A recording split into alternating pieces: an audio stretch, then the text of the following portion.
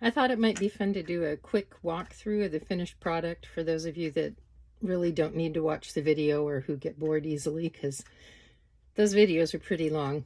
Anyway, this is the cover. I completed it. This is my spine. I just put a little lily of the valley and cut out a butterfly out of the pet tape that I had. This is page 1. I'm not too in love with this pocket, but it is going to stay for now. And then this is the inside of page 1, the back of page 1, and it opens up and it has these two lovely frames. These will hold 2x3 pictures, and they can just be either glued in place or they can be slid down underneath the butterfly wings. And then this is our first pop-up page, and it has all the butterflies that fold out. And I just kind of have to help it because I've got a couple catch points, haven't really trained it well. And then this is the second pop-up, and it's a pretty spread of butterflies. I just put pet tape down here and there. If they wanted to, they could do some journaling, they being the person I'm going to give it to, or the people.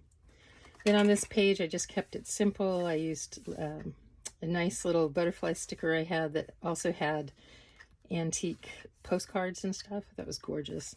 Put that sticker there. These are my waterfalls. I kept them pretty much the same, and I just added little journaling squares on each one so they could journal and then put their photos there. I love these. Love this die. This is the back page. I just took one of my frames, split it diagonally, and decorated the corners with little butterflies. All the pop-up dies I'm using are Karen Berniston dies, and I adore them. This one has got to be my favorite page of all, though, because I don't know if I can do this so you can see, but when you open it, all these little butterflies just go bam and stand up. And this is the Bambox die. I just love that page. And then I'll just fold my little butterflies flat and put them back. This is the back of the Bambox page. And then this is my last page. I just used a square butterfly frame, put some corresponding or coordinating paper in there. Gonna put a picture over it, but for now that's pretty.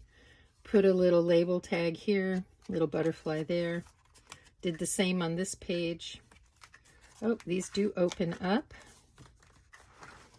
I kept these very simple because I don't know if they're going to put a picture or what they want to do with it. So I just kept it simple for them so they can decide what they want to do. And then this is the back cover. Once again, I just left it plain and they can decide what they're going to do with that. So there you have it. I hope you like it. I really enjoyed making this one. See you next time. Bye.